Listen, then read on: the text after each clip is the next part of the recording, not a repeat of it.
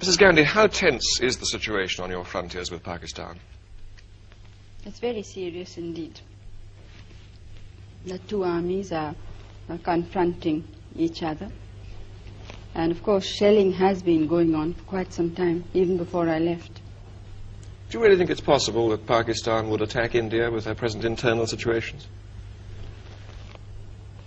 Well, when there is the sort of chaos which they obviously have, they may take desperate action and feel that an external enemy might unite some of the people there.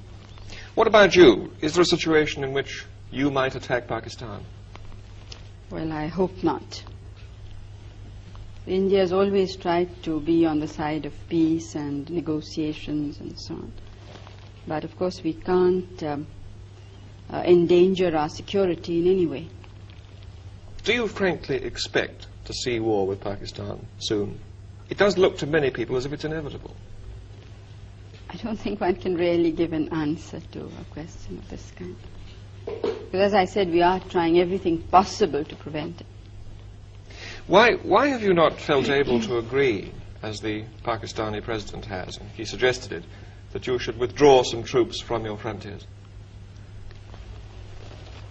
Pakistan, as I moved its troops forward a considerable time before we did.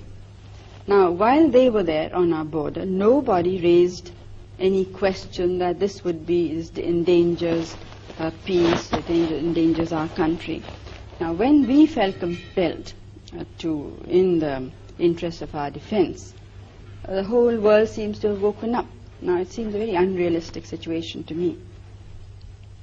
And as far as going back is concerned, our positions are much further back. I mean, we don't have a second line that is that could serve us should Pakistan decide to attack after all.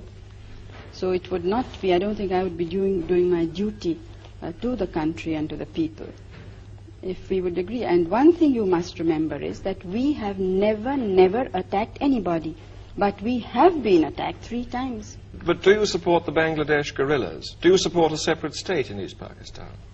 You see, it's not a question of supporting or not. The question is what is likely to happen. I don't think we can shut our eyes to the situation in a neighboring state. I think, and I personally think that most of the world believes this, so they may not be willing to say it out openly, that Pakistan as it existed can never be the same again.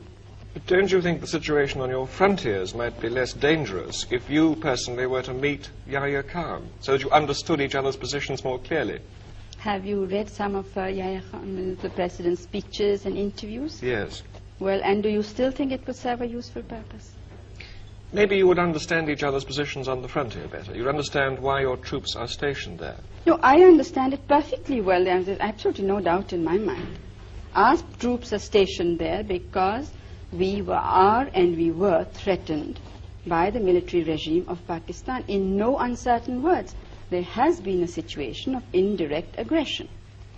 And I don't think that you could point out to me any other head of government who in the present circumstances would have been so restrained, when the entire country is not restrained. I mean, it is great difficulty that we are holding the situation. And then what we get outside is to equate us with a government which has killed more than 1 million people, which has created conditions of barbarity which I don't think the world has very seldom seen. Perhaps against the Jews in Hitler's time, but I don't think in any other time of history has this sort of thing been witnessed. Do you see yourself somehow being drawn into this, being involved in this in some way that you might have to intervene in East Pakistan? Out of humanity, almost. Well, East Bengal is the affair of the leaders of East Bengal. Now, it's up to them what should happen there. Final question. The refugees are still coming over and you have this enormous problem in India. How much longer can you sustain this? Oh, we can't sustain it now longer.